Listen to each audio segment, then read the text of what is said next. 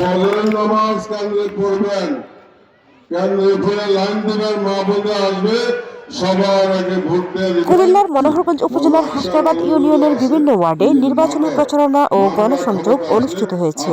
বাংলাদেশ জাতীয়তাবাদী দল বিএনপি ও এর অঙ্গ সংগঠনের উদ্যোগে আয়োজিত এই গণসংযোগে ব্যাপক উৎসাহ উদ্দীপনার মধ্য দিয়ে সাধারণ মানুষের সাথে মত বিনিময় করা হয়। গণসংযোগ কর্মসূচিতে উপস্থিত ছিলেন কুমিল্লা ৯ লাকসা মনোহরগঞ্জ আসনের দানের শীষের প্রার্থী আবুল কালাম।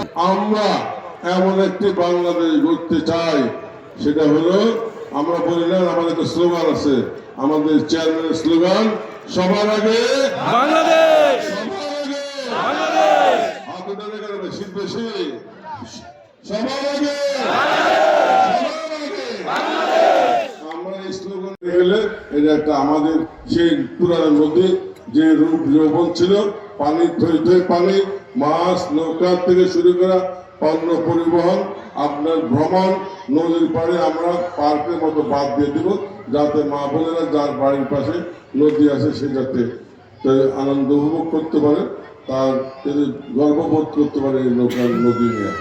এ সময় তিনি এলাকার বিভিন্ন শ্রেণী পেশার মানুষের সাথে কুশল বিনিময় করেন এবং তাদের খোঁজ খবর নেন। প্রচারকালে আবুল কালাম বলেন, জনগণের অধিকার ও গণতন্ত্র পুনরুদ্ধারে দানের শীষের বিকল্প নেই। এ সময় আরও উপস্থিত ছিলেন কেন্দ্রীয় যুবদলের সাবেক শ্রম বিষয়ক সম্পাদক ডক্টর রশিদ আহমেদ হোসাইনি, উপজেলা বিএনপির সভাপতি আলহাজ ইলিয়াস পাটোয়ারি, সাধারণ সম্পাদক অধ্যাপক সরার জাহান ভূঁইয়া দোলন, সাংগঠনিক সম্পাদক মাসুদুল আলম বাচ্চু, সিনিয়র সহসভাপতি শাহ সুলতান খোকন, দপ্তর সম্পাদক GM Ahsanullah, S M Mansur, professor Ali Murtaza Bhuiyan, উপজেলা যুবদলের আহ্বায়ক রহমতুল্লাহ জিকু, সদস্য সচিব আমানুল্লাহ চৌধুরী, উপজেলা ছাত্রদলের আহ্বায়ক মোবারক হোসেন বিল্লাল, সদস্য সচিব নূর মোহাম্মদ মেহেদি, সিনিয়র যুগ্ম আহ্বায়ক নাদিম মাহমুদ সহ অন্যান্যরা।